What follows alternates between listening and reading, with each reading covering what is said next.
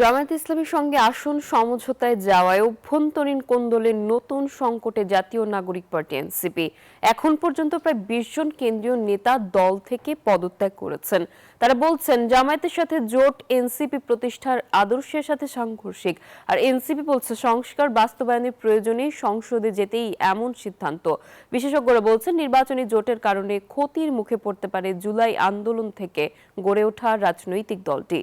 বিস্তারিত তাওহিদুল ইসলামের প্রতিবেদনে।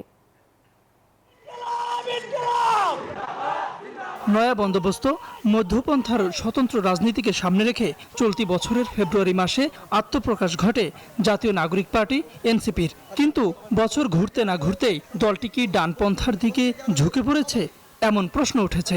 এনসিপি সেই নির্বাচনী সমঝোতায় সম্মত হয়েছে। টানা তৃতীয়বার অর্জন করেছে দেশের সেরা সুপার ব্র্যান্ড স্বীকৃতি বসুন্ধরা টিস্যু। নির্বাচন সামনে রেখে জামায়াত ইসলামীর সঙ্গে আসন সমঝোতায় যাওয়ায় এনসিপির অভ্যন্তরীণ দ্বন্দ্ব প্রকাশ্যে আসে। এ পর্যন্ত পদত্যাগ করেন প্রায় ২০ জন কেন্দ্রীয় নেতা। পদত্যাগী নেতারা বলছেন নতুন বন্দোবস্তের কথা বললেও এনসিপির চরিত্র হয়ে উঠেছে আপোষমুখী।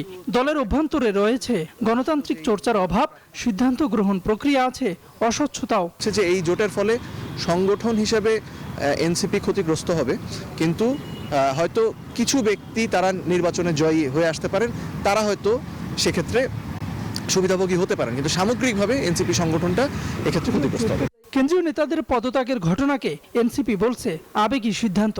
নেতাদের মতে সংস্কার বাস্তবায়নে সংসদে আসন নিশ্চিত করতেই জামায়াতের সঙ্গে আসন সমঝোতায় এনসিপি।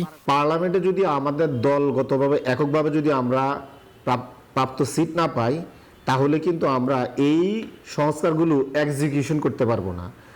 আপনার সমস্ত সংস্কার কিন্তু এক্সিকিউশন হবে পার্লামেন্টে। তাহলে আপনাকে পার্লামেন্টে গিয়ে এক্সিকিউশনটা কনফার্ম করতে হবে।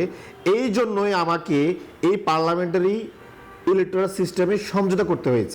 রাজনৈতিক বিশ্লেষকরা বলছেন দেশে নির্বাচনী জোটে যাওয়া স্বাভাবিক প্রক্রিয়া। তবে জামায়াতের নেতৃত্বাধীন জোটে যাওয়ায় চ্যালেঞ্জের মুখে পড়েছে এনসিপির রাজনীতি। জোটে যাওয়াটা বাংলাদেশের স্বাভাবিক প্রবণতা এবং সেই প্রবণতা থেকে ওনারা গিয়েছেন। কোনো জোটে গেলেই যে কারোর রাজনৈতিক আদর্শ চেঞ্জ হয়ে যায়, নষ্ট হয়ে যায়, তা না। আমরা দেখেছি জামাত বিএনপির সাথে দীর্ঘদিন জোটে ছিল, তারা তাদের মধ্যে কিন্তু পরবর্তীতে আদর্শ রক্ষা করেই চলছেন।